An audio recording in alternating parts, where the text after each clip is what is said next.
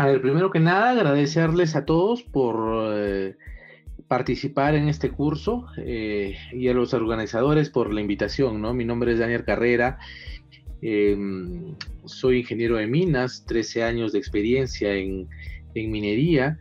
Eh, He trabajado en Tajo Abierto, minería subterránea, proyectos de construcción, ¿no? He sido gerente de proyecto en minas subterráneas, gerente de proyecto y gerente de construcción en Tajo Abierto y en proyectos de construcción, así como también jefe de operaciones, jefe de área técnica, ¿no? Actualmente tengo mi propia empresa, bueno, tengo tres empresas que manejo actualmente, una que es una consultora, se llama Crecer, otra que es una constructora, que es Intecon, y también una línea nueva que es Evolution, que es Management con Inteligencia Artificial, básicamente aplicando las técnicas de Machine Learning para la gestión de proyectos, ¿no? Tengo una maestría en Administración de Negocios, un MBA en Centro Católica y actualmente curso la maestría de Inteligencia Artificial en la BIU. Algunos cursos en Machine Learning, tanto en el MIT como otras instituciones que me permiten o me han permitido mejorar mis competencias, ¿no? Para poder desarrollar el trabajo, ¿no? El día de hoy lo que vamos a conversar y vamos a poner sobre la mesa es el tema de física. Más o menos para entender la dinámica del curso, los voy a llevar desde el concepto básico de física de producción, cómo es que surge el concepto de física de producción, cómo han sido las aplicaciones desde cosas tan sencillas como hacer una construcción o una edificación hasta llegar a procesos mucho más complejos como son una mina subterránea, que es muchísimo más complejo, ¿no? Una mina de tajo abierto tiene otros tipos de complejidades, pero no, nos da ciertos grados de libertad al momento de operar, ¿no?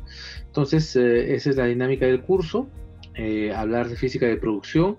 Al momento que ya llegamos a tocar el tema de física de producción en minería, vamos a ver mucho la correlación que existe entre la física de producción y los modelos que podemos definir para poder generar proyecciones y estimaciones utilizando ya algunas técnicas más avanzadas como técnicas de Machine Learning, ¿no? La metodología les voy a mostrar más o menos cómo se utiliza y para qué sirve, ¿no? Sobre todo es para tomar decisiones. Entonces, dicho esto, vamos a iniciar. Vamos a comenzar con los conceptos más básicos de física de producción. Voy a ir haciendo algunas paradas en medio de la exposición para ir dando espacio para que puedan generar alguna consulta y por ende pueda quedar los conceptos claros, ¿no? Bueno, primero tenemos que entender que nosotros trabajamos con sistemas de producción. Un sistema de producción es un conjunto de estaciones que nos permiten generar algún producto y normalmente se trabajan en dos líneas, ¿no?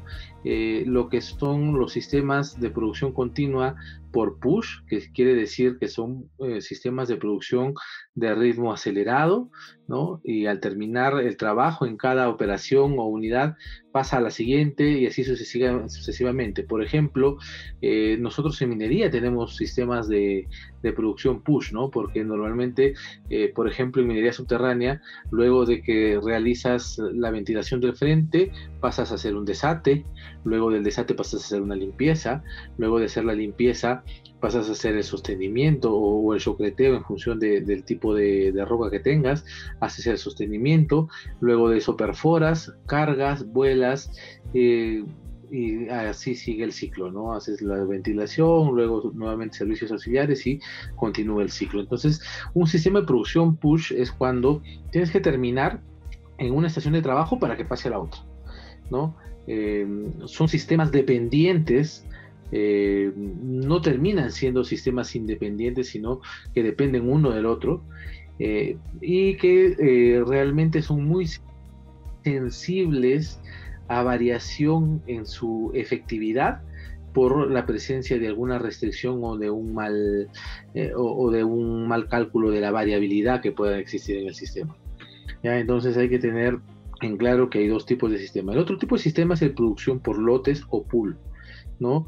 Donde se divide el trabajo en partes y cada operación queda terminada, pero el lote completo se necesita comenzar antes de la siguiente etapa. Es decir, yo divido una parte completa en lotes iguales, es decir, en partes iguales de trabajo, y transformo mi operación en una pequeña fábrica.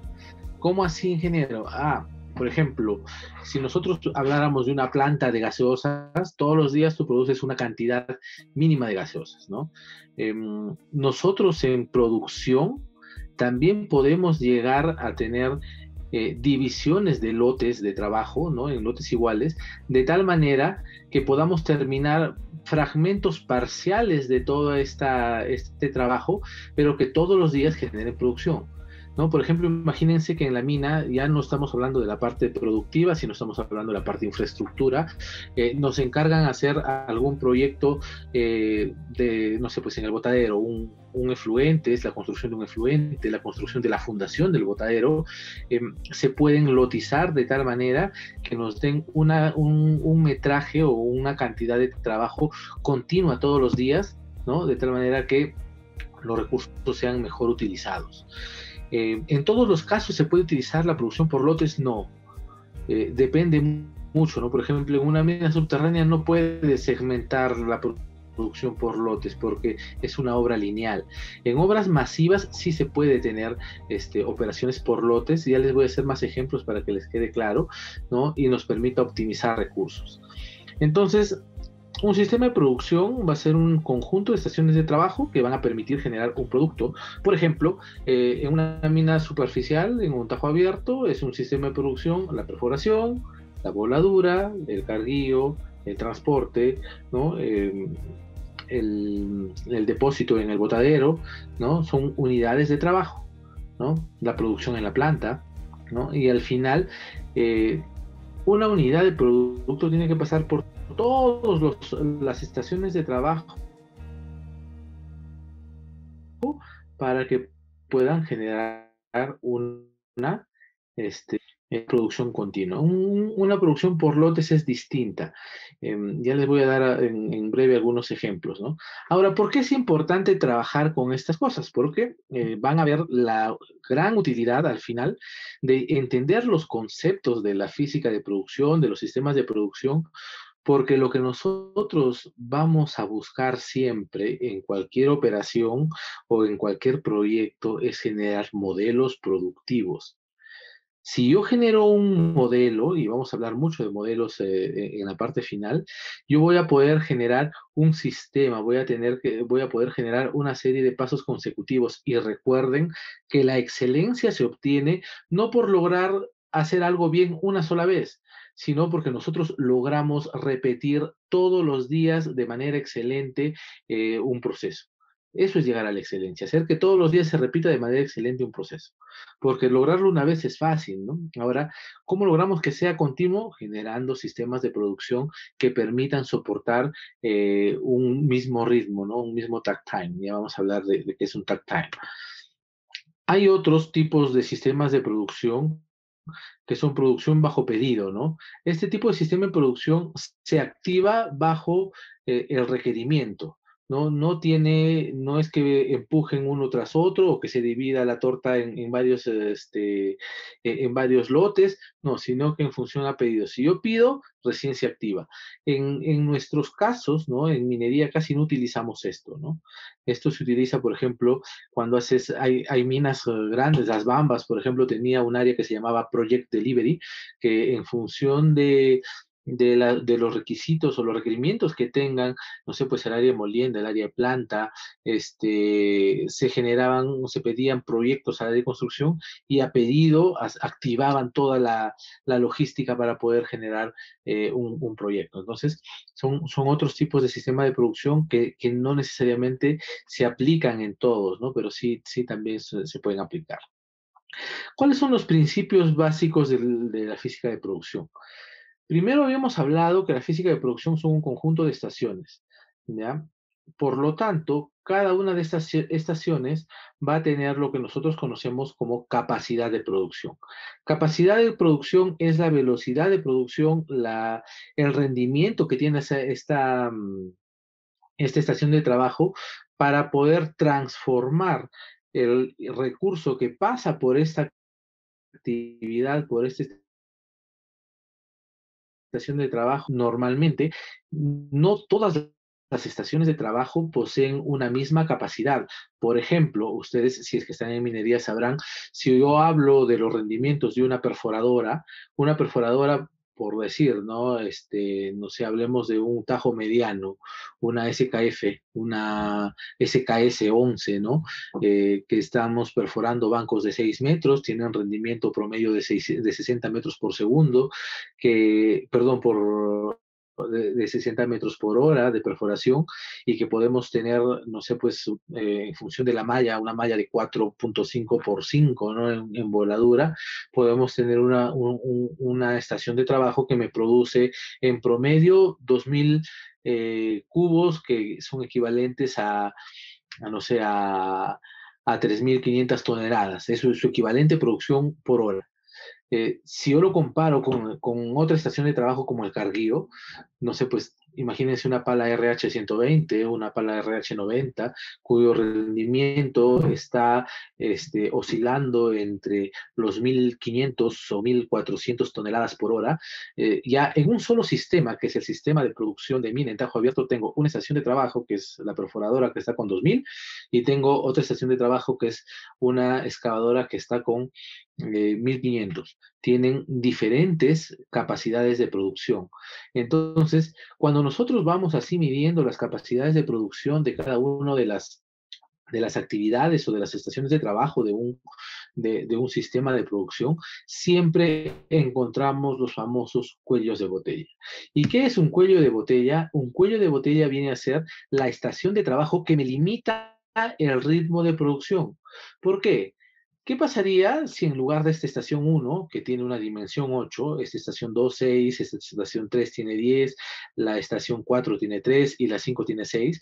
¿Qué pasaría si pensamos que la estación 1 es perforación, la estación 2 es la capacidad convertida en toneladas en voladura, la estación 3 es carguío, la estación 4 es acarreo, y no sé, la estación 5 es la capacidad de empuje en el botadero o la capacidad de recepción de la chancadora para llevar a planta?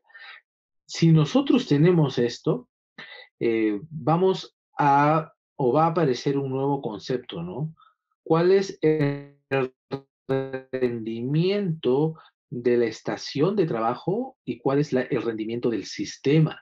Es muy distinto el rendimiento de la estación de trabajo que el rendimiento del sistema. Ya hemos estado hablando del rendimiento de estaciones de trabajo, ¿no? El rendimiento de la perforación, rendimiento de la voladura, rendimiento del acarreo, del carguío, pero el rendimiento del sistema se basa o se va a comprobar matemáticamente, obviamente, que se define en función del rendimiento más bajo de todas las estaciones. Y esta estación que tiene el rendimiento más bajo y que limita a todo el sistema de producción es un cuello de botella, ¿no? ¿Por qué? Porque así nosotros queramos producir más, yo no voy a poder producir más si es que mi carguío o si solamente tengo 20 volquetes que me producen, no sé, pues 1.000 toneladas. Así perfore 2.000 toneladas por hora, así haga voladura en equivalente a 1.500, ¿no? Porque esto es obviamente es una vez por semana y se divide, ¿no? Así haga carguío de 5.000, si es que no tengo los volquetes o los camiones, mi sistema de producción, que al final, a mí no me interesa cuánto perforo, cuánto vuelo, no, a mí me interesa cuánto mineral llega a la planta o cuánto material de desmonte estoy moviendo, o sea, que haya pasado por todos los procesos, ¿no? Entonces, un cuello de botella es la estación con el menor rendimiento. ¿Dónde pueden ustedes tener un concepto muy claro del tema de física de producción y cuellos de botella?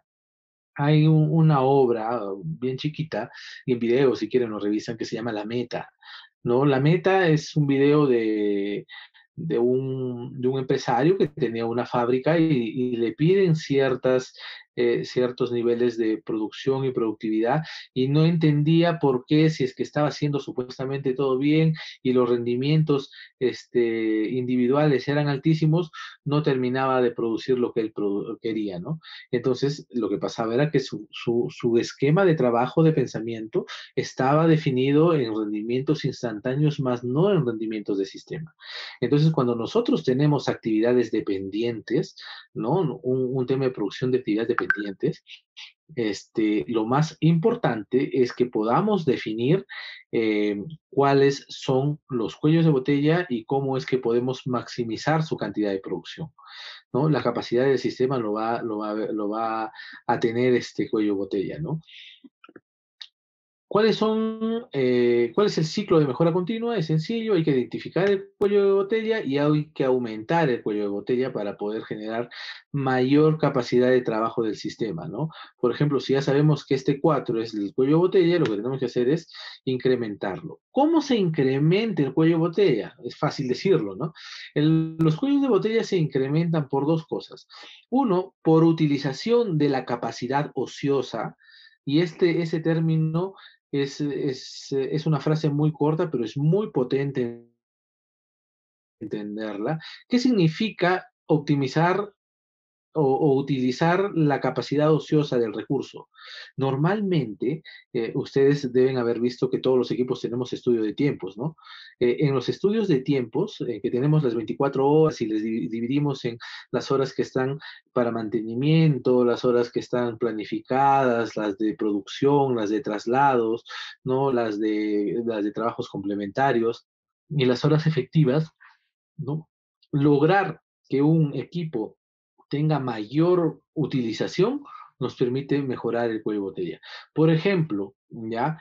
Imagínense, yo recuerdo que estábamos haciendo un túnel y la chocletera obviamente era nuestro cuello de botella, ¿no? Lo que hacíamos era, esa chocletera no paraba. Teníamos un operador adicional incluso, pero esa chocletera no paraba. Teníamos tres operadores, ¿no? Uno su turno día, otro turno noche y el otro que cubría en las paradas, ¿no? Y se rotaban. Pero ese equipo no paraba, porque ese equipo, mientras más lo utilizábamos, ¿qué hacía? Subía toda mi capacidad de producción. ¿Ya? Entonces, primero es identificar, una vez que identificamos es ver cómo mejoramos la capacidad ociosa, ¿no? Que pueda tener el equipo, y si no, se tiene que redimensionar.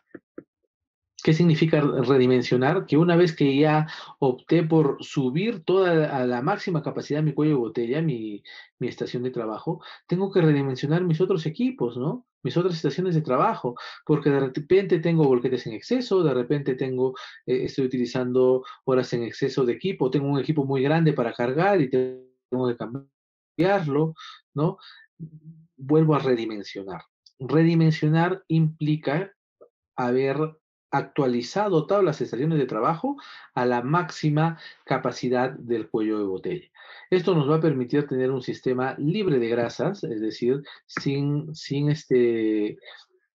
tener desperdicio en el sistema, y va a ser cada vez más potente. Una vez que tenemos un sistema balanceado, ¿qué hacemos? Otra vez comenzamos y nuevamente buscamos la forma de ir haciendo crecer cada uno de los cuellos de botella. ¿Ya? Entonces, este concepto es muy importante porque lo vamos a ver en un momento en minería, ¿no? Y aquí vienen algunos principios que no se deben de olvidar. Las eficiencias locales, es decir, las eficiencias de las estaciones de trabajo, son distintas a las eficiencias del sistema. La eficiencia local es la eficiencia de perforación, pero la eficiencia del sistema son toneladas de mineral que llegan a planta. No me interesa cuánto sacó la perforación, la voladura, el carguillo, el transporte, no. Al final es todo, haber pasado por todos los procesos y llegar como un output, ¿no? Entonces, hay que tener en cuenta que hay una diferencia muy grande, ¿no? Este, Creo que están haciendo algunas preguntas, a ver, para, para cerrar este primer concepto.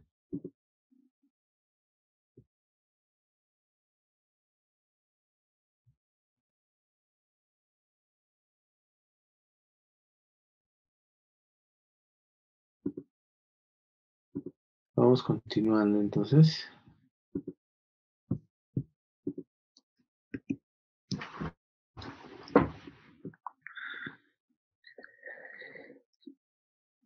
¿Cómo podemos ver las aplicaciones que se pueden dar en el tema de física de producción, ¿no?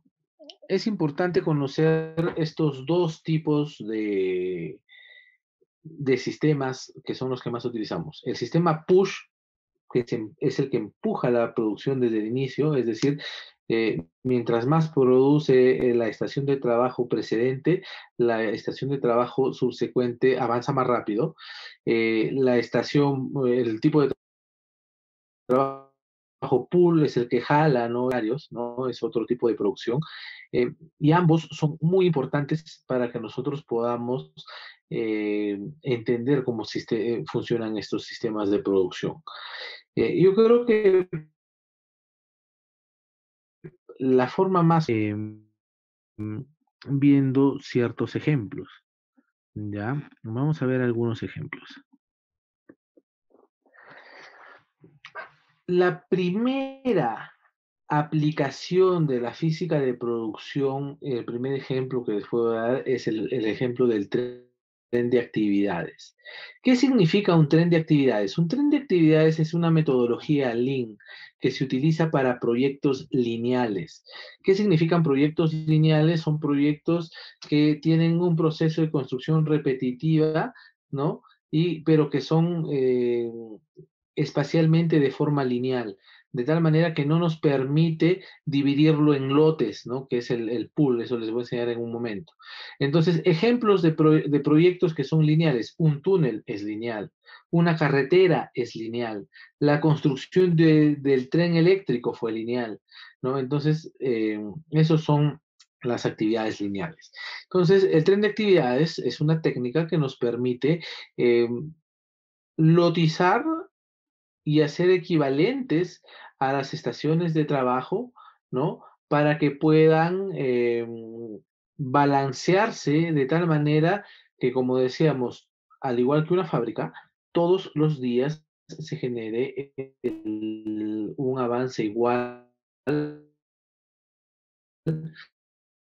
en la producción, ¿sabes? ¿No? Actividades, un túnel, ¿no? Si todos los días tengo un disparo en mi mina subterránea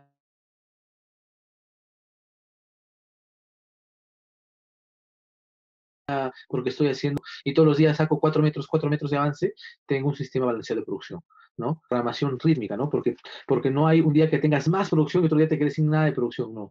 Todos los días mantienes el mismo régimen de producción, ¿no? Ahora, este, imagínense una carretera. ¿Una carretera podrá lograr eso? Depende, ¿no? Porque una carretera tiene varios procesos. Tienen el proceso de corte y eliminación de material, tienen el proceso de fundación, de nivelación, llegar a la rasante y poner una carpeta de rodadura, ¿no? Entonces, para que pueda llegar a a tener ese ritmo de producción continuo, ¿no? Producir un montón un día y al otro día producir cero significa una mala gestión de la producción, es una subutilización de recursos, ¿no? Lo que tratamos es que todos los días tengan un mismo nivel de producción. Entonces, el lograr eso significa tener una producción rítmica y eso se hace utilizando el tren de actividades. Este modelo lo que ayuda es a optimizar actividades repetitivas y secuenciales, como ya les mencionaba, construcción de un túnel, una rampa de profundización, estructuras de edificaciones en construcción, montajes de líneas de transmisión, tendidos de tuberías, ¿no? Por ejemplo, si es que quisieran hacer en una mina subterránea, optimizar el proceso de servicios de instalaciones eléctricas, las mangas de ventilación. Si se genera un tren de actividades que permita tener un ritmo de producción continua, se va a generar una productividad extremadamente alta.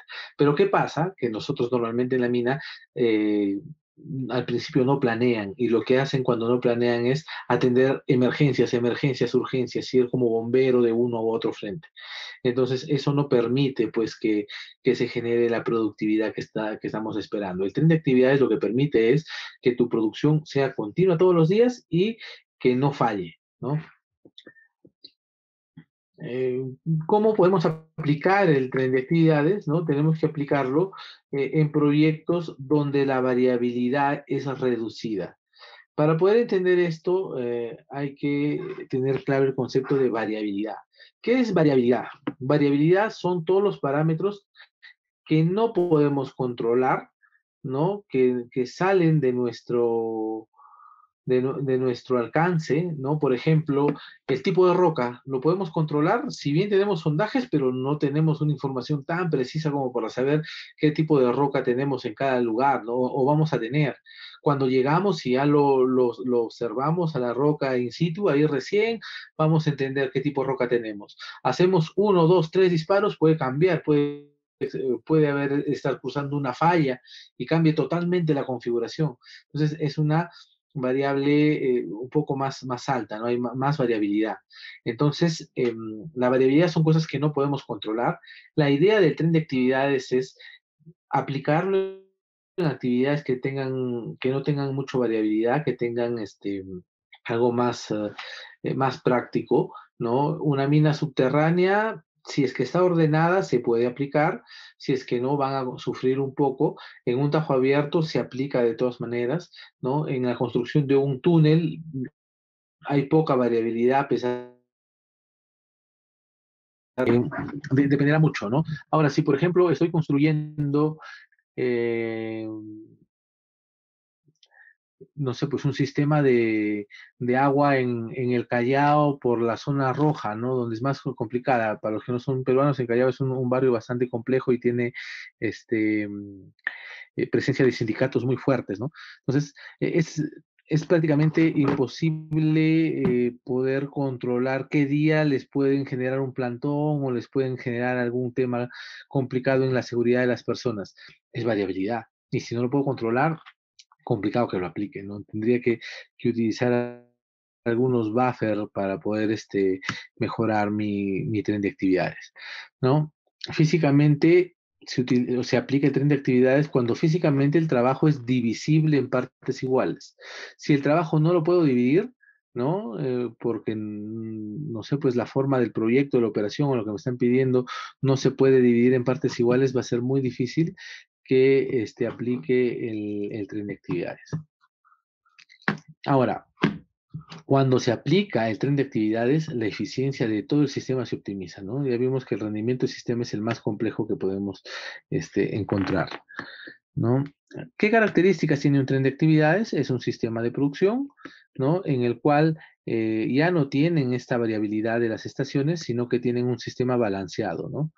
En función de la capacidad y la demanda, ¿no? Lo que busca es que la cuadrilla de trabajo produzca lo mismo. Hay un ejemplo que utilizo mucho que se llama la dinámica de los aviones. Les cuento un poquito para que me entiendan. Eh, Ponía a tres personas en serie, ¿no? Uno detrás del otro, y los comenzaba a hacer que eh, me construían aviones de papel. El primero cortaba el papel, el segundo doblaba y hacía el avión, y el tercero le pintaba en las alitas, no sé, pues Perú Airlines, ¿no? El nombre del avión. Cuando comenzamos a hacer el conteo del trabajo, la capacidad de producción del sistema, no sé, pues era 5 aviones por minuto, ¿ya? Pero ¿qué pasaba? Que el primero, pues como el trabajo era solamente cortar el papel, cortar un A4 en dos, pues su rendimiento era altísimo, ¿no? Y una vez que acababa, se quedaba parado y desperdiciaba su cantidad este recurso de trabajo. El segundo era el que tenía más trabajo, porque tenía que armar todo el avión, ¿no? Entonces era el que tenía el rendimiento más bajo y por ende el rendimiento del sistema se basaba en el segundo. Y el tercero era pintar, que era un intermedio entre los dos anteriores y que prácticamente ya no le hacía diferencia al sistema. Entonces, ¿qué es lo que hicimos? Eh, ¿Cómo balancearía los recursos en un sistema de producción así? Al señor que está en el medio, que es el que hace el avión, hay que quitarle trabajo. Y lo que hacíamos es, le vamos a quitar la primera parte de hacer un avión de papel, todos van a hacer un avión de papel, ¿no? Y al que corta, luego de cortar, tiene que hacer el primer doblez, el triangulito de la parte superior con el que se arranca a hacer un avión de papel, ya, eso lo hacía el de la estación 1. El de la estación 2, por ende, lo doblaba, lo giraba, le armaba, lo dejaba con las alas prácticamente armadas, y el tercero doblaba las alas y pintaba. Como le quitamos trabajo a la estación que del cuello de botella y la pusimos al primero y al tercero, el rendimiento de la estación de trabajo intermedia subió, y lo de los otros dos, eh, como no les hacía mucho al rendimiento que tenían, se mantuvo en niveles altos, y todo el sistema nos generó mucho más producción. Entonces, eso significa tratar de hacer que el aporte al trabajo de la cuadrilla sea casi lo mismo, ¿no? Y esto va a depender mucho de cómo entendemos los procesos de producción. Eh, Cuando ya tenemos un tren de actividades, vamos a tener avances iguales cada día, recursos constantes, y obviamente va a ser mucho más barato, ¿no? Porque no vamos a subutilizar recursos, ¿no? Y obviamente hay que tener en cuenta que un tren de actividades, cuando uno logra un tren de actividades, ya todas las estaciones son cuello de botella. ¿Por qué? Porque están balanceadas. Ya no te vas a concentrar en una, ahí ya ninguna puede fallar, ¿no? Entonces también tiene sus pros y sus contras llegar a formarla, ¿no? Pasos a seguir: hay que sectorizar el área de trabajo en áreas pequeñas, hay una curva de aprendizaje, ¿no? Mientras que van tomando el ritmo y van entendiendo cómo se da la producción, demora un poco, pero una vez que lo entienden el personal, corre, ¿no? Hay que listar cuáles son actividades necesarias, hay que secuenciar, ¿no? Hay que dimensionar bien los recursos, pero el paso clave es encontrar ese número mágico, ¿no? ¿Cuál es la capacidad de producción que tienen que tener cada uno de mis estaciones o de mis actividades para que se pueda balancear? ¿Ya? Y esto, por ejemplo, en minería depende mucho de la elección de los equipos que tengamos, ¿no? Por ejemplo, miren, habían hecho un cambio en una mina en la que trabajaba, justo antes de que llegue, habían traído equipos de S411, los de S4, perdón, Jumbos, no eran de S411, de S411 son los empernadores. Eran, para hacerlo fácil, habían jumbos de largo del brazo de 3,5 metros, y había otros jumbos de 4,5 metros. Entonces, tenían cuatro. Por meterle tecnología, ¿no? Bajo esa idea dijeron, traigamos los más grandes, trajeron de 4,5 metros. Entonces tenían dos jumbos de 3,5 metros y dos jumbos de 4,5 metros. ¿Qué pasaba? Que para que cumpla todo el ciclo un frente, ¿ya? Un frente, con el de 3,5 daba exactamente un día. Por lo tanto, tú podías sacar un disparo por día. Con el de 4,5 metros, ya, no te daba un día, te daba un poquito más, porque si bien te daba más avance, pero demoraba un poquito más. Entonces, había días en que, por ejemplo, te demoraba 1,1 días, ¿no? Había días en que normalmente disparabas cada día porque ya tenías una actividad anterior avanzada, pero otras en que solamente te dejaba ese frente hacer el disparo en la siguiente guardia, lo cual hacía que todo el sistema se parara, ¿no? ¿Y eso por qué? Porque está mal dimensionado el lote de trabajo. El lote de trabajo óptimo es el que te da producción continua todos los días. Entonces, al ponerle un jumbo de barra más larga, de brazo más largo, hicieron variable la producción. Y esta variabilidad te tumbó el sistema de trabajo. Entonces, la clave es sectorizar este número mágico, ¿no? ¿Cuál es la cantidad de trabajo óptima que deben de realizar para poder yo dimensionar muy bien mis equipos? Eso es óptimo, perdón, es clave realizarlo para generar un proceso de producción óptima, ¿no? Entonces, el paso clave ya sabemos que es la sectorización, que significa encontrar áreas físicas o o los equivalentes, ¿no? Que tengan cantidad de trabajo equivalente, es decir, que permitan que el trabajo de todas las estaciones de trabajo, valga la redundancia, tengan cantidades equivalentes, ¿no? Ya sabemos que todos tienen rendimientos diferentes, así que se tiene que tratar de optimizar y balancear. Eso lo vamos a ver más adelante cómo se hace en minería, ¿no? Por ejemplo, estos son algunos temas en construcción de muros de concreto: metros de cuadrado en encofrado horizontal, metros de cuadrados en encofrado vertical, kilogramos de fierro, metros lineales de perforación. metros cúbicos de shotcrete lanzado, el número de pernos colocados por metro lineal. Son varias formas que vamos a tener para sectorizar, ¿ya? Ahora vamos a ver algunos ejemplos, ¿ya? Hay varios ejemplos que vamos a ver, ¿ya? Yo les he traído 3 ejemplos. El primer ejemplo es ver cómo sectorizan en algo muy sencillo como una construcción. El segundo efecto es cómo sectorizas en algo un poquito más complejo, como tener la construcción de un tren. Y el tercero, que va a ser nuestro caso de estudios, es cómo se dimensiona y se balancea en minería. ¿Ya? Entonces, a ver, vamos a partir de un ejemplo muy facilito. Imagínense que este es un centro comercial, en los planos tiene esta forma. Sectorizar, ¿qué implica? Que el trabajo que está en el sector 1 con el sector 2, el sector 3 y el sector 4 sean equivalentes en cantidad de trabajo. ¿Ya? ¿Por qué? Porque obviamente que las áreas son diferentes, pero probablemente que en el sector 4 sea más pequeño, pero tiene más detalle, ¿no? De repente tiene algún otro tipo de instalaciones adentro que cuantificando todos en horas hombre, van a dar la misma cantidad de trabajo.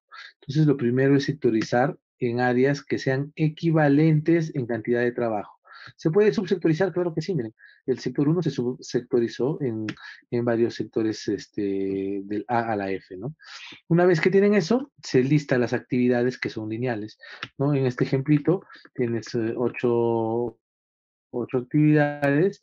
La primera es colocan el fierro vertical, luego lo encofran, concreto vertical, encofran, fierro hasta que lanzan el concreto. Acá han aplicado un trencito, ¿no?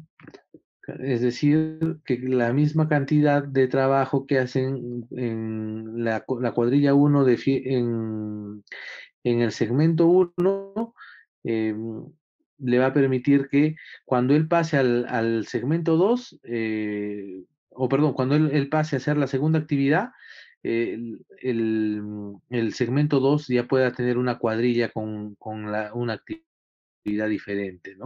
Entonces, si se dan cuenta, lo que hacen acá es tener una secuencia de las actividades, pero en mismas cantidades de trabajo, equivalentes en cada una de las actividades, ¿ya? Em, para eso tienen, obviamente, que dimensionar todas sus actividades, todas las cantidades que tienen, las unidades. Acá se balancea en función de las horas hombre. Nosotros en minería vamos a dimensionar en función de los tonelajes, ¿no? Entonces, este es el ejemplo. Han cogido todo el área y han segmentado. En esta área inicial está un grupo que tiene la misma cantidad de trabajo que los de acá, que los del otro sector, y todos están trabajando a la vez. Este es un ejemplo de lotización, ¿ya? Todos están trabajando a la vez y van avanzando en cada uno de sus procesos. Otro ejemplo de lotización, en una red de distribución de gas, ¿no? Esto era con el proyecto Camisea. ¿Cómo hacen? Es un proceso muy sencillo. Abres la pista y vas colocando la tubería. Ah, genial, vas colocando la tubería y luego vas soldando. Este proceso, imagínense 62 kilómetros con esta longitud, un proyecto lineal, es como si fuera un túnel. ¿No? Algunas cosas interesantes, hay ramales, es decir, se abren el túnel, perdón, la colocación de las tuberías de gas y también pasan por 11 distritos de Lima, ¿no? Y 3 del Callao, que les comentaba que era una zona complicada. Sus actividades eran excavar, rellenar y reponer la pista, ¿no? Aparte tenían que colocar la tubería, alinear, soldar, curvar los tubos que existan y las pruebas hidráulicas. Igual, este era el recorrido, es como si hicieran un túnel, por eso que quiero que vayan dándole la similitud y vean que es muy sencillo y cómo vamos a llegar a la minería. Lo han sectorizado, ¿no? En 2 sectores y cada sector, obviamente, comenzaban a subsectorizar de tal manera que tengan no la misma longitud, sino la misma cantidad de trabajo, ¿no? Entonces, en cada uno de estos subsectores volvían a hacer ciertas fases y cada una de esas fases, obviamente, tenían todas las actividades de un tren de trabajo, una precedente a la otra y con la misma cantidad de trabajo, ¿no? Por ejemplo, señalizar, excavar, colocarle las tuberías al costado, alinearlas y soldarlas, luego la bajan a la excavación, el soldado de las tuberías, y luego lo rellenan para dejar concluido su proyecto, ¿no? Se, se echa el material con 2 capas de material reciclado y luego el afirmado. Ese es un proceso de sectorización en un proyecto lineal. El último ejemplo, antes de pasar a nuestro lado más minero, es el que hicieron para el tren. Se sectorizó y se generaba un avance diario todos los días, que son estos soportes, que era por donde pasaban las rieles, tenían el mismo rendimiento, de tal manera que el día 1 se excavaba en este sector. El día 2, mientras que la actividad 1 pasaba al sector 2, entraban la zona que hacían toda la colocación de las zapatas de acero para colocar la torre. El día 3 colocaban la torre. El día 4 llenaban el concreto en la base. El día 5 colocaban las columnas. El día 6 llenaban el concreto. El día 7 iban colocando el soporte en la parte superior donde iban los rieles, pero se dan cuenta que en cada uno de los días el equipo sigue haciendo la misma cantidad de trabajo. Cada uno de las estaciones van haciendo la misma cantidad de trabajo. Este es un tren de trabajo. Así funciona hasta que se colocan los rieles, ¿no? Es pensar en un sistema de trabajo. Ahora, ¿cómo aplicamos la física de producción en minería? Vamos a pasar a un caso de estudio en minería. Vamos a ver algo real para que podamos ver estos conceptos que hemos ido teniendo, eh, que partimos del tema de sistemas de producción, que es la física de producción, cuellos de botella, cómo se balancean los recursos, algunos ejemplos en construcción, en edificación, hasta en un tren. Ahora, ¿cómo es que nosotros vemos cuál es la capacidad real en un sistema productivo de una mina subterránea, que es más compleja que un entajo abierto, ¿no? Y cómo es que relacionamos la física de producción a lo que se viene en un curso de Business Intelligence? Eh, Vamos a hacer 4 pasos que nosotros utilizamos para poder resolver los casos, ¿no? Utilizando la metodología y también las nuevas técnicas de la inteligencia artificial. El primer paso es la comprensión de los datos. Necesitamos analizar y entender cuáles son las variables independientes que más impactan en una variable dependiente, de tal manera que nos permita ver cómo es que se comportan estos datos, ¿no? Si es que cada una de estas variables tiene alguna característica especial, si es que tienen mucha variabilidad, cómo es que están los datos, básicamente es entenderlo a nivel de eh, hacer un análisis de componente principal. Ya les voy a explicar qué es un ACP, el análisis de componente principal. Lo segundo, estimar el throughput, es decir, la capacidad del sistema, ver cuáles son los cuellos de botella en un sistema de minado y cuál es el uso de cada uno de sus recursos. Luego de eso vamos a hablar de modelos, cómo se genera un modelo. Dentro de los modelos les voy a explicar algunos de los métodos, por ejemplo, las redes neuronales de aprendizaje, el modelo de regresión también usamos mucho, y al final tomar decisiones para, mediante la inferencia causal, determinar si es que la causa que hemos eh, eh, encontrado como parte de la evaluación de ese problema en realidad ha sido atacada de forma correcta, porque de repente hemos hecho todo el análisis y en realidad no estamos llegando a la solución satisfactoria. Para esto, quisiera hacer un pequeño paréntesis y hablar de algunas cosas que nos van a ayudar, ¿no? Vieron que para poder hacer el modelamiento de un sistema sencillo como construir una edificación o un tren que tiene pasos normales, y que tienes todo el campo abierto para que puedas lotizar, arreglar, es más fácil, ¿no? Pero cuando nosotros ya comenzamos a tener problemas más complejos, tenemos que utilizar nuevas herramientas. En la actualidad, uno de los campos que más se ha desarrollado es el campo de la inteligencia artificial y es ahí que viene el desarrollo del business intelligence. Pero para nosotros entender qué es la inteligencia artificial, tenemos que partir por el concepto básico de lo que es la inteligencia, ¿no? La inteligencia es la facultad que tiene la mente y que nos permite aprender, entender, razonar, tomar decisiones y formarnos una idea determinada de la realidad, ¿no? Viene a ser la capacidad lógica, la comprensión, la autoconciencia, poder aprender, entender nuestras emociones, razonar, planificar, crear. Entonces, tener pensamiento crítico, resolver problemas, todo esto es inteligencia. Y cuando hablamos de inteligencia artificial, ¿podremos decir acaso que todas estas actividades se pueden desarrollar de manera automática? En realidad, la inteligencia artificial, si bien ha tenido un avance abrupto en estos tiempos, pues se aleja mucho del tema de las películas, ¿no? No hay un Skynet como en Terminator que tenga planes perversos para el mundo, no existe. La inteligencia artificial ahora se divide en inteligencias artificiales fuertes y débiles. Las débiles son aquellas que pueden hacer una sola de estas actividades, ¿no? Por ejemplo, un robot puede moverse, ¿no? Entonces es una actividad, pero hay inteligencias artificiales, por ejemplo, neurolingüísticas, el dictado que se activa en su WhatsApp por voz es inteligencia artificial, pero si tú quieres que haga una actividad diferente, le va a ser muy difícil a la computadora.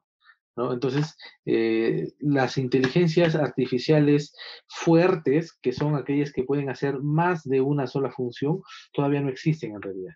¿Ya? Entonces, de todas las funciones que tiene el ser humano, cuando la inteligencia artificial trata de imitar alguna de estas actividades, la logra, sí lo puede lograr, pero solamente una de ellas. Ya cuando las pones a hacer, ponga un robot a cocinar, obviamente va a ser un desastre, ¿no? Porque no está programado para eso, está, no sé, pues para caminar, ¿ya? Eh, pero de todas estas actividades, hay algo que sí se ha desarrollado mucho y que vamos a utilizar nosotros para poder hacer nuestros modelos, que es el tema del aprendizaje.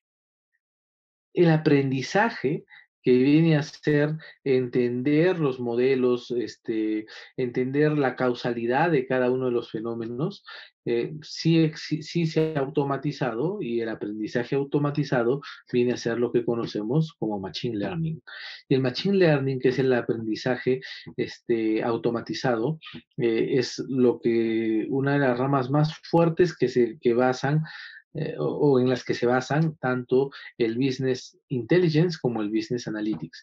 Pues ambos conceptos se basan mucho en comprender los datos, en entender los datos, en generar conocimiento de los datos y en poder predecir ciertas cosas, ¿no?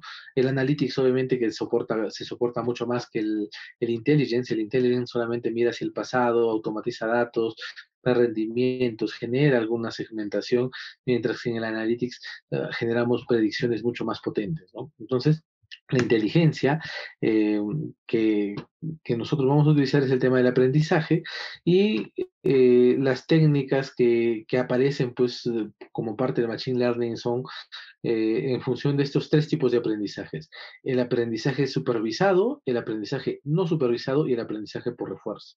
Nosotros vamos a utilizar y estamos todavía en el desarrollo del tema del aprendizaje supervisado, que es generar modelos, ¿no? Que nos permitan entender cómo es que se comporta cierto fenómeno. ¿Por qué significa supervisado? Porque nosotros le damos los datos de entrada, ¿no? Se genera un modelo y vemos los datos de salida. Y mediante una función de coste que sería la función que analice el error, permitimos ver si este modelo es bueno o es malo. Entonces, dentro de las técnicas del aprendizaje supervisado, obviamente están las regresiones, las clasificaciones, ¿no? Que nos permiten hacer predicciones. En este rubro estamos nosotros. Hay otros rubros, como es el rubro no supervisado. Ese es que cuando la información perdón, los modelos se generan a través de los propios datos, sin que nosotros le digamos qué generar. ¿no? Y comienzan a aprender de sí mismos y generar modelos. Por ejemplo, temas de clustering, ¿no? Clustering es alguna forma de clasificación de datos y de generar ciertas correlaciones. No sé, este, estos modelos son más avanzados en Machine Learning. Todavía no se usan mucho los no supervisados, la mayoría estamos acá, ¿no? Y los por refuerzos sí se utilizan, pero no en la industria. Los por refuerzos, por ejemplo, es los juegos asistidos por computadora, ¿no? En minería está dando mucho el tema de los coches autónomos. Estos son aprendizajes por refuerzo. ¿Ya? Por ejemplo, que Yabeco está comenzando a implementar su flota de coches autónomos. Antamina ya anunció que estaban en planes, ¿no? Entonces, esto es otro tipo de aprendizaje automático. Nosotros nos vamos a centrar en esto, en el tema del supervisado. Entonces, ¿qué es lo que vamos a hacer? Utilizando estos componentes del Machine Learning, vamos a comenzar a analizar el modelo de minería para entender la física de producción. Entonces, el modelo de Machine Learning nos pide hacer 4 fases. La primera es comprender los datos, es decir, cómo se comportan las variables, ¿no? Partimos por una estadística descriptiva, es decir, cuáles son los valores promedio, cuáles son los más altos, los más bajos, cómo se comportan en el primer cuartil, en el segundo, tercero, en cuarto, cómo es que se agrupan los datos, si es que están dispersos o están agrupados al centro, si es que tienen asimetría positiva o negativa, o si es que tienen una curtosis mayor o menor, ¿no? En función de cómo se están comportando. Eso es comprender datos, ¿no?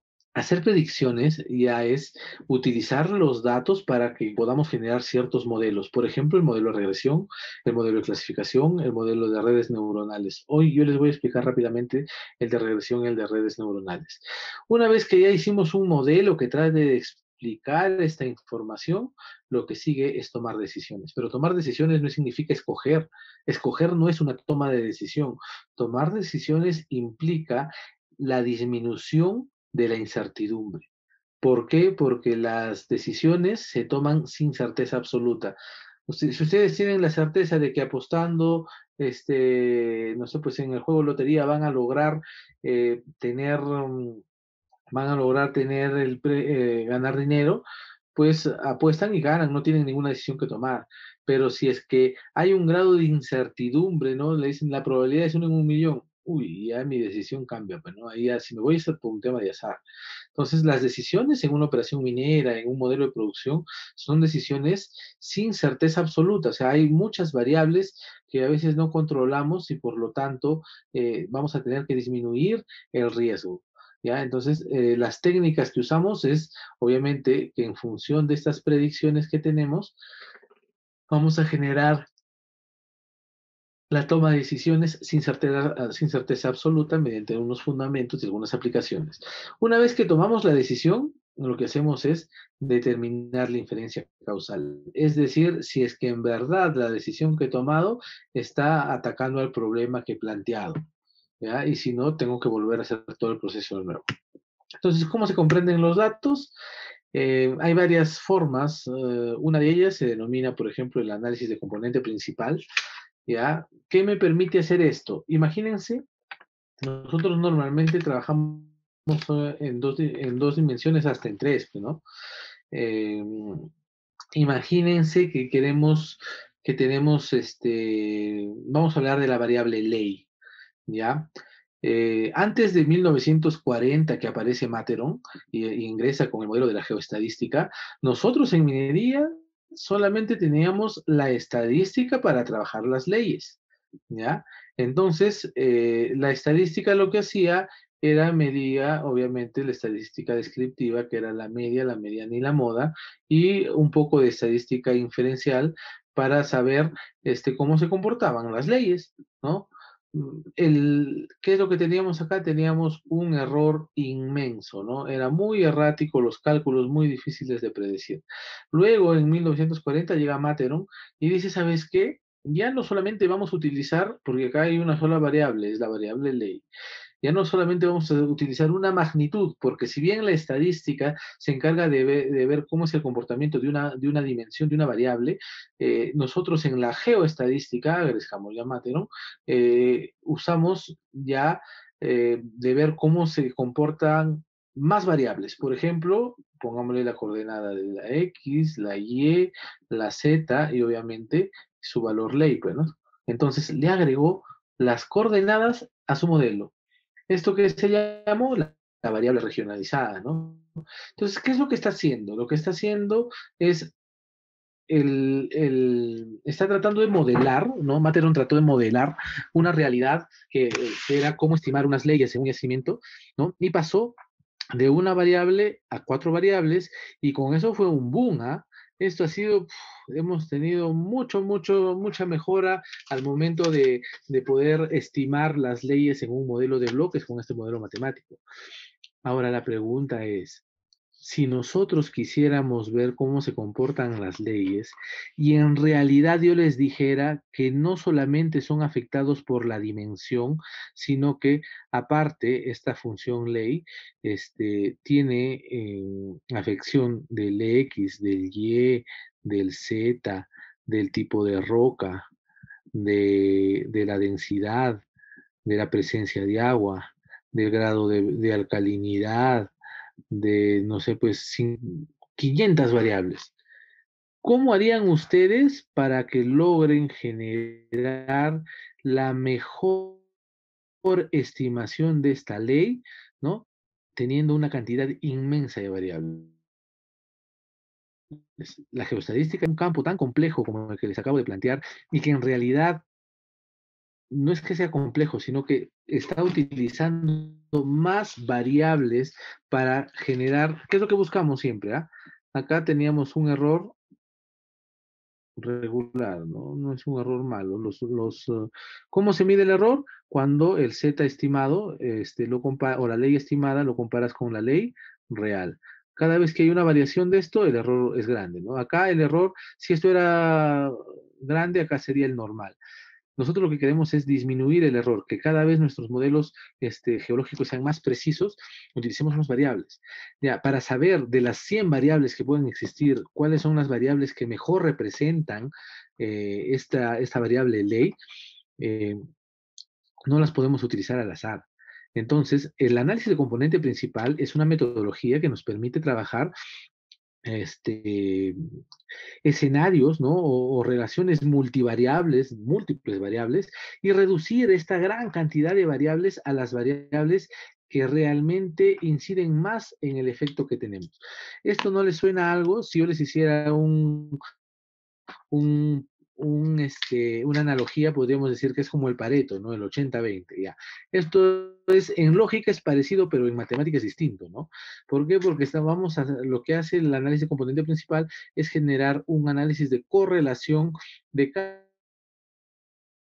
cada una de las, y cada una de estos análisis de correlación que te va a dar un coeficiente de correlación, los mete en una matriz, ¿no? Será el coeficiente de correlación 1, que será el X con la Y, el coeficiente de correlación 2, que será, no sé, pues el Y con el Z, el 3, que será el Z con el TR, no sé, en fin, todos los coeficientes de correlación de los registros que tenemos, y esta matriz, mediante el álgebra lineal, la transforma en ciertos vectores, los transforma estas variables en ciertos vectores, es decir, en ciertas dimensiones que van a disminuir el número de variables y nos van a dar una función de 3 o 4 variables en las cuales nos podamos centrar. Les doy un ejemplo. Miren, ahorita que en Perú está de moda el escenario político. Si nosotros antes decían, no, el crecimiento de un país se mide por el PBI, por el Producto Bruto Interno. Mientras más producción haya, el país está creciendo. Ya nos dimos cuenta, y todo el mundo se da cuenta, obviamente, que no es así. No necesariamente que tu economía esté bien significa que tu pueblo está tranquilo o que estás generando desarrollo. ¿Ya? Cuando hablamos de desarrollo. Entonces, ¿qué pasaría si nosotros quisiéramos hacer un análisis y queremos hacer un modelo que nos permita entender cómo funciona el desarrollo? Entonces, por ejemplo, hay varios índices, pero yo les voy a tomar el que hice en mi tesis, en el que nos pedían hacer lo que se denomina como índice de progreso social. ¿Y qué nos decían? El desarrollo se basa en el tema económico, obviamente, en el tema de salud, ¿no? En el tema de educación, en el tema de infraestructura, ¿no? Es decir, qué tan buena infraestructura tiene un país en el tema de la institucionalidad y lucha contra la corrupción. Entonces, y a cada una de estas variables tenía como 5 subvariables, ¿no? Por ejemplo, en el económico tendrás el PBI, balance de pagos, ingreso per cápita, varias variables. Y acá también en salud, no sé, pues índice de desnutrición, mortalidad infantil, probabilidad de vida de las personas, así, N variables. Cuando nos dieron tantas variables para que yo pueda hablar de desarrollo, tuvimos que aplicar el análisis de componente principal y generar de todo esto cuáles eran 3 o 4 variables, que no es un Pareto, les he hecho la analogía, pero no es un Pareto, 4 variables que me permitan representar mejor el modelo de desarrollo y en el cual me pueda centrar para tomar mis decisiones. Entonces, el ACP lo que hace es tener una serie inmensa de variables y concentrarlas en un conjunto menor que nos permita explicar mejor el fenómeno que vamos a estudiar. Entonces, este es el primer método que se utiliza para lo que vamos a hacer. Lo segundo son las clusterizaciones. Cuando tenemos todos los datos en un diagrama de dispersión, encontrar cuáles son las formas de clasificarlos, ¿no? Por ciertos atributos particulares y lograr generar una separación se denomina clusterizar. Esto nos permite agrupar muchos grupos de datos para poder aplicarles ciertos estímulos o ciertos modelos que por ende me den soluciones particulares, ¿no? Una vez que ya entendemos datos, nos metemos a predecir, podemos hacer un tema de regresión lineal. Ya sabemos que es una ecuación de la forma y igual a x más b, que nos permite relacionar una variable dependiente y, por ejemplo, ley, por ejemplo, producción, por ejemplo, rendimiento, a otras variables independientes, edad del operador, turno día o turno noche, eh, cantidad de combustible, tamaño de la cuchara, horas máquina del equipo, no sé, hay una serie de variables independientes que podemos correlacionar para ver si es que influyen verdaderamente y en cuánto en la variable dependiente. El modelo de regresión yo creo que es lo que más desarrollan en la universidad, así que lo deben de conocer. Pero hay otro modelo, ¿no? Si bien el de regresión lineal es muy bueno, ¿ah? Si lo utilizan, sobre todo viendo el tema de los mínimos cuadrados, es bueno. Lo importante es que el error sea bajo, ¿no? Que tu modelo tenga un error bajo. Hay otro modelo que se utiliza para hacer predicciones y que es digamos, la estrella en esta nueva era de inteligencia artificial, que son las redes neuronales. Las redes neuronales, para explicarlo de manera muy sencilla, vienen a ser funciones matemáticas, ¿no? En el cual, si acá teníamos limitación, ¿no? Acá ¿qué decíamos? Ya, una función de regresión lineal, y igual a x más b, es una recta. Lo que estamos haciendo es correlacionar el eje X, ¿no? Con el eje y ver, de acuerdo a una nube de puntos, tratar de ver un modelo que nos represente mejor. En 2 dimensiones funciona la regresión lineal. En 3 dimensiones, ¿qué pasaría? En 3 dimensiones lo que estamos buscando es, ya no buscaríamos una recta, ¿no? Lo que buscaríamos sería un plano. ¿Cuál es el plano que mejor representa nuestra que mejor representa a todos los puntos que se han generado en este estudio, ¿no? Entonces acá se verá más cuál es el plano que representa. Ahora, ¿pero qué pasa cuando ya no estás ni en 2D ni en 3D, sino que nos pasamos al, al 4D, al 5D, ¿no? Nuestro cerebro no está acostumbrado a pensar en más de 3, 4 dimensiones, ¿no? No se pueden graficar. Entonces, cuando tenemos una cantidad de dimensiones grande y que queremos utilizar para generar modelos, lo que ha implementado son las redes neuronales. Las redes neuronales prácticas es como si fuera, ya les voy a tratar de dar una explicación sencilla, es como si fueran funciones de regresión lineal, pero 1000 veces más potentes, ¿no? Porque si se dan cuenta, acá tiene la forma de la ecuación de la regresión lineal, ¿no? W por X más un W cero, WI por XY más un W cero, ¿no? ¿Por qué WI más XY? Porque una ecuación de regresión lineal simple es la variable dependiente igual a un W1 por un X1 ¿no? El W1 que es la pendiente, más una constante. Esa es la regresión lineal. Si yo hago una regresión multivariable, es decir, quiero relacionar, no sé, pues el precio del cobre en función del precio del oro y de la plata, le pondré un peso 1 por su X1, ¿no? Más un peso 2 por su X2,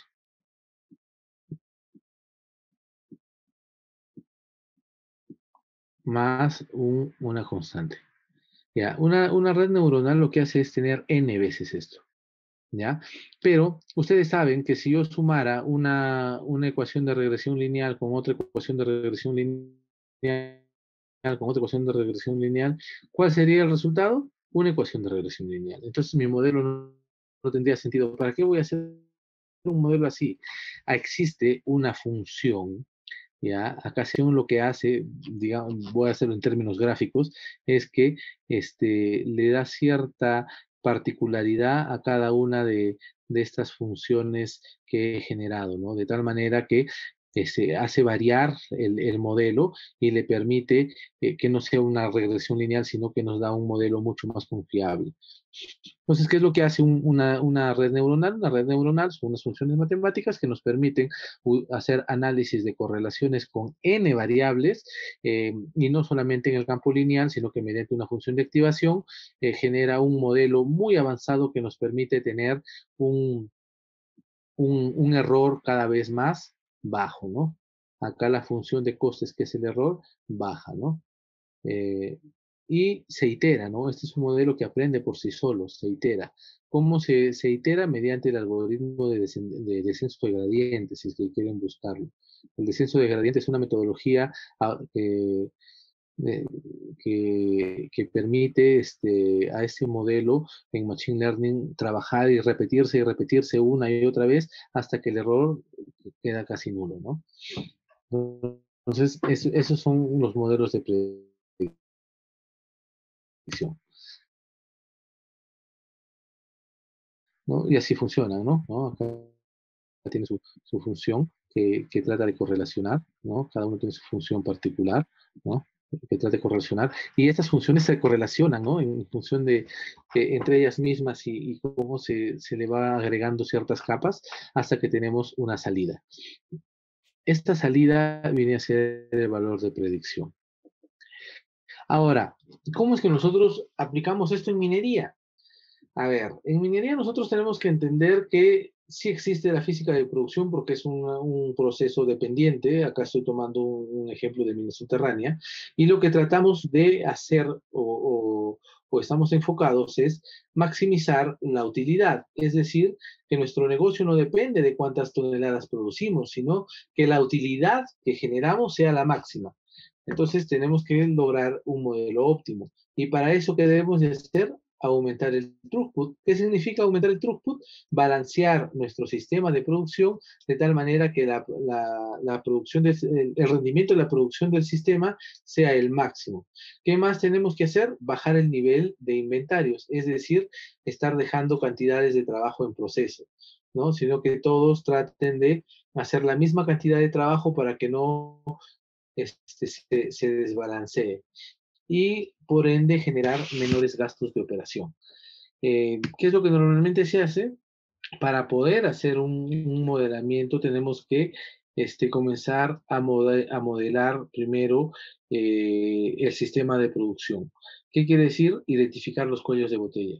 Por ejemplo, tendré que ver en cada una de estas actividades cuáles son sus rendimientos y cuáles son su varianza. Por ejemplo, en Desate, no sé, 5 metros lineales por guardia, ¿no? Ese es su rendimiento, con una varianza de 0.3. Ya. En sostenimiento, 8 metros lineales por guardia, con una varianza de 1, ¿no? Y así tengo que ir dimensionando cómo es que está trabajando cada una de mis estaciones de trabajo. Lo segundo, identifico cuello de botella. De todas estas, ¿cuál es la que me amarra la producción? Que son metros lineales.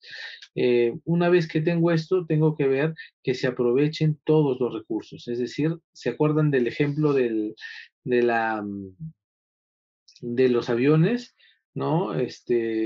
Comenzamos a aprovechar al recurso que que cortaba el papel y al que pintaba, dándole más trabajo. Entonces, tenemos que ver que se utilicen mejor los recursos, tenemos que ver cuáles son las prioridades y ver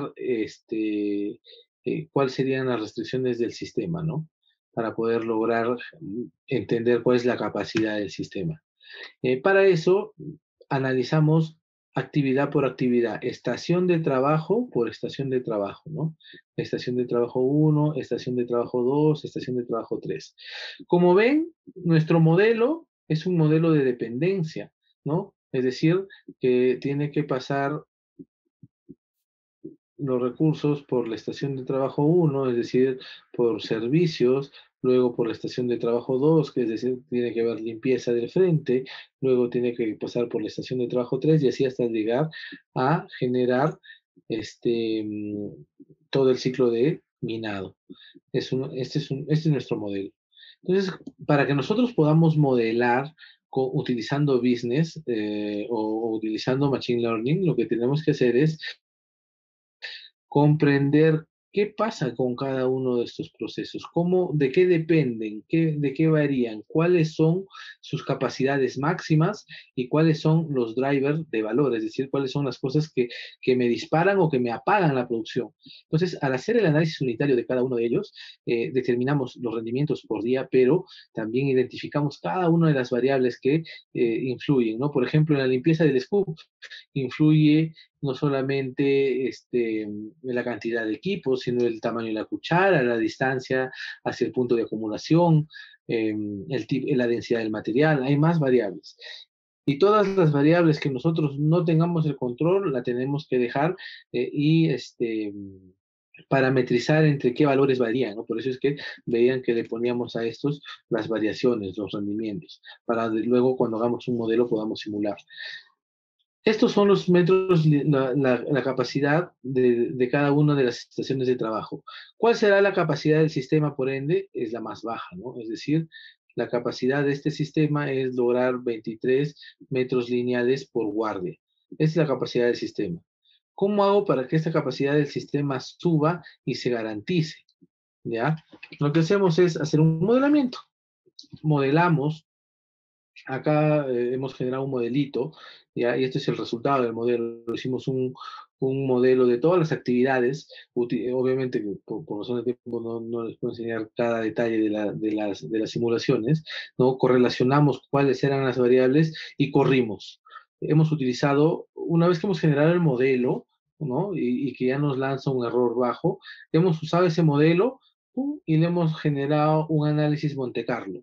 El análisis Monte Carlo que hace es coger el modelo y hacer aleatorio los inputs de entrada. ¿Qué es un modelo? A ver, por ejemplo, W1 es decir, el peso de X1, ¿no? Más el peso de X2, lo que vimos hace rato, más una constante me da igual a Y.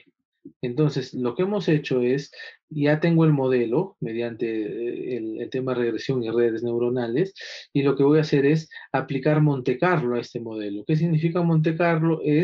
Vamos a hacer que la variable x1 comience a variar en aleatorio, la variable x2 comience a variar en aleatorio, y vamos a correr 1000 escenarios. De tal manera que a cada escenario, ¿no? Cada vez que corre, me da el valor de un Y. Corre una segunda vez, me da un valor de Y2. Ya, los resultados vienen a ser este resultado del histograma de frecuencias de la simulación, ¿no? Acá hicimos una simulación inicial con las condiciones que teníamos, ¿no? Que era una capacidad del sistema de 1310 metros por mes con una varianza de 2,94, y luego de hacer algunos ajustes en el modelo lo volvimos a correr y nos dio una capacidad de producción de 1550 metros lo más importante, con una varianza, es decir, bajó mucho más la varianza de 198, ¿no? Esto producto de las correcciones que habíamos hecho en el modelo. ¿Qué correcciones? Le metimos, tomamos algunas decisiones, ¿no? Por ejemplo, le incrementamos una cuadrilla de servicios, pusimos operadores en stand-by, y esos operadores de scoop en stand-by, que eran nuestros cuellos de botella, y con eso generamos las simulaciones. Y nos dio este resultado, ¿no? Entonces, cuando nosotros ya hicimos el modelo y ya generamos las simulaciones, se toma decisiones. Es decir, ¿qué es lo que debo de hacer? ¿Qué acciones debo tomar para que yo pueda transformar este sistema inicial de capacidad de 1.310 metros lineales por mes a un sistema de 1.550 metros. Ya las decisiones van en dos sentidos, ¿no? De acuerdo a lo que habíamos modelado, en una gestión de mantenimiento y una gestión operativa. La gestión del mantenimiento implicaba reemplazar un desatador por una baja disponibilidad, ¿no? Cuando cambiábamos la varianza de la disponibilidad de este equipo mejoraba mucho los metros, así que se tomó la decisión de reemplazarlo. Se incrementó un unfold loader y también la cantidad de mecánicos para que puedan disminuir su tiempo, ¿no? Todo esto modelado, obviamente, ¿no? Para mejorar la confiabilidad, y estas eran actividades de soporte. Este es cuantitativo y este será más cualitativo, ¿no?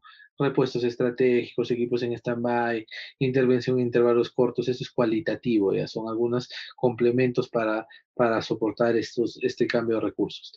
Y en la gestión operativa, recuerdan que les mencioné la longitud de perforación. Hicimos un cambio en la longitud de perforación, es decir, todos lo mandamos a 3.5 metros, que era el que nos daba mejor throughput, es decir, mejor resultado del sistema, porque no, tener más no significa producir más, ¿ah? Si tú por tener más longitud generas mayor variabilidad, olvídate, ya nos malogró el sistema, ¿no? Otra de las decisiones, ¿no? Había un tema de rotura por voladura de shocker, que era un tema de desperdicio, que eso ya era un tema netamente técnico para trabajar, ¿no? Y esto igual, algunas cosas cualitativas, implementar las planes, mejorar reportabilidad, son cosas cualitativas para mejorar. Entonces, todas estas acciones salen del modelo que nosotros hemos realizado, ¿no? En función de que cada una de estas variables independientes le hemos podido generar el impacto y nos ha podido dar esto, ¿no?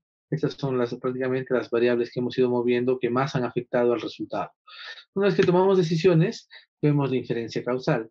Es decir, si yo cambio ya el equipo y con las nuevas condiciones, en realidad me van a generar este resultado, ¿no? Entonces, ¿qué es lo que hacíamos antes? Antes traíamos el equipo, hacíamos los cambios y en la marcha si funcionaba bacán y si no funcionaba alguien se equivocó en el número, pero imagínense la cantidad de recursos que se gastan. Inferencia causal son metodologías que nos ayudan a aplicar nuevamente los datos para poder simular lo que estamos haciendo. Normalmente cuando hacemos un análisis de predicción de la cantidad de datos disponibles, nosotros lo partimos en dos y el modelo lo generamos con esta cantidad de datos. Entonces, con esta cantidad de datos generamos el modelo, lo ajustamos, probamos hasta que el error sea chiquito. Una vez que el modelo ya nos está respondiendo, lo que hacemos para utilizar la inferencia causal es, si ya sabemos lo que cambia, estos datos que nunca fueron utilizados, que son datos vírgenes de forma aleatoria, lo pasamos por el modelo, ¿no? Si el modelo nos da un buen resultado, quiere decir que sí está afectando las cosas que nosotros estábamos planteando, ¿no? Entonces, esa es forma de que nosotros analizamos la física de producción utilizando Machine Learning y Business Intelligence. Entonces, acá ya es un ramp-up de producción en el cual a cada decisión que tomamos, vemos cuál sería el incremento y en qué tiempo, ¿no? Hasta llegar a tener un modelo de 1.553, que es lo que sacamos, y además planteamos algunas otras alternativas para subir la producción hasta su tope de capacidad, ¿no? A pesar de que subíamos, todavía había un espacio, pero esto ya eran decisiones que salían de la mano, ¿no? De los que como empresa presentábamos esta solución. Entonces, algunas recomendaciones finales. Es importante entender que todo lo que es analítica, business intelligence, machine learning, se basan en teorías, ¿no? En teorías matemáticas.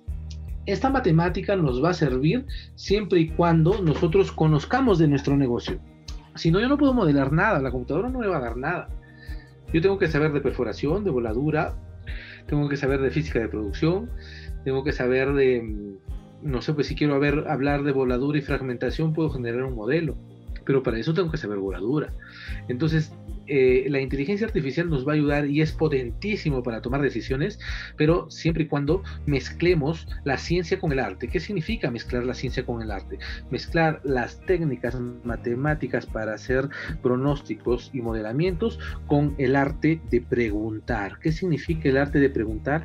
Es nuestro know-how que poseemos de nuestro sistema de producción, de nuestra mina, si está bajo abierto, subterránea o construcción, para que sepamos qué preguntar a la máquina, por dónde llevarlo a los modelos. Porque recuerden que un modelo no es otra cosa que una representación de la realidad. Y nosotros debemos centrarnos en lograr que este modelo nos permita tomar decisiones, ¿no? Y esto es parte de lo que nosotros vamos a ver en este programita de Business Intelligence, que es cómo utilizamos el control de operaciones y la información para tomar decisiones.